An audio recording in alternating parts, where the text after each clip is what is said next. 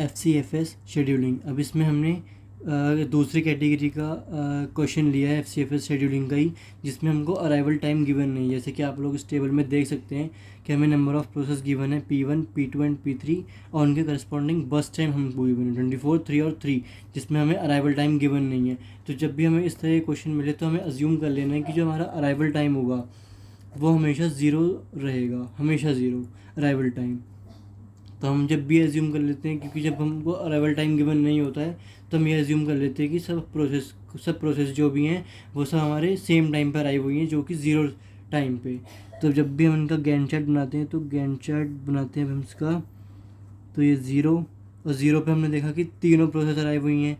तो सबसे पहले किसको लिखा जाए? तो जब इस टाइप ऑफ क्वेश्चन आए कि जिसमें हमारा अराइवल टाइम ज़ीरो हो और सब इक्वल हो, तो सबसे पहले इनके यहाँ प्रोसेस आईडी देखी जाती है। प्रोसेस आईडी मतलब क्या कि P ऑफ आई, और यहाँ पे जो आई होता है हमारा 1 2 3 4 मतलब n नंबर तक। तो सबसे पहले हमारा P1 लिखा जाएगा।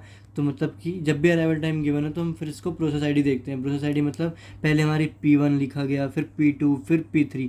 तो सबसे पहले इस हिसाब से हम P1 पहले एग्जीक्यूट कराएंगे, और ये नॉन प्रिमिटिव है तो ये बर्स्ट टाइम पूरा कंप्लीट करेगा, मतलब कि 24 सेकेंड ही पूरा एग्जीक्यूट होगा।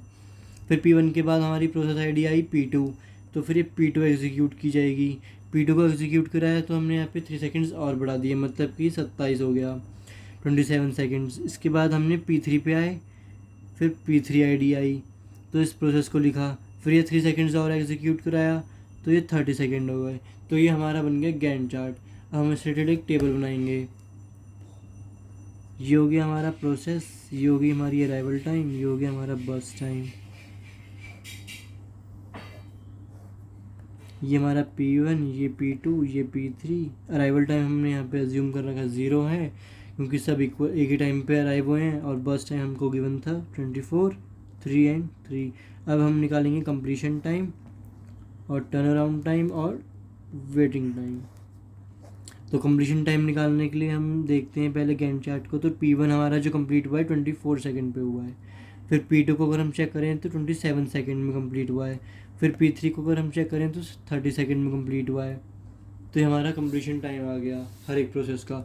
अब इससे करस्पॉन्डिंग हम TAT निकालते हैं। TAT का हमको फॉर्मूला पता है कि जो हमारा TAT का फॉर्मूला होता है वो होता है हमारा CT माइनस AT। तो completion time minus AT time करेंगे अराइवल टाइम, तो ये आएगा 24, ये आएगा 27, ये आएगा हमारा 30। और हमें पता है वेटिंग टाइम निकालने का फॉर्मूला होता है हमारा टर्न अराउंड टाइम माइनस बस टाइम। तो टर्न अराउंड टाइम मेरा, बस टाइम मेरा, तो ये हो गया हमारा 0, ये हो गया हमारा 24 और ये हो गया हमारा 27। तो ये हमारा बस टाइम सॉरी वेटिंग टाइम भी हमारा निकल गया है। अब हमको निकालना था एवरेज टर्न अराउंड टाइम। हमको इसका फॉर्मूला ही पता है, मतलब क्या 24, 27 प्लस 30, और नंबर ऑफ़ प्रोसेस कितने हैं हमारे 3 प्रोसेस हैं, तो ये 3। इसको हमने फाइंड किया कैलकुलेटर से, तो इसकी वैल्यू आ रही है हमारी 27 सेकेंड्स।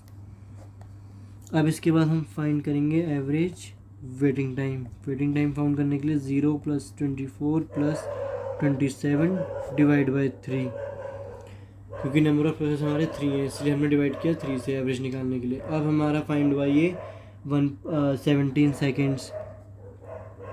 तो इस तरीके से हमारा एवरेज वेटिंग टाइम और एवरेज टर्न अराउंड टाइम भी फाइंड हो गया।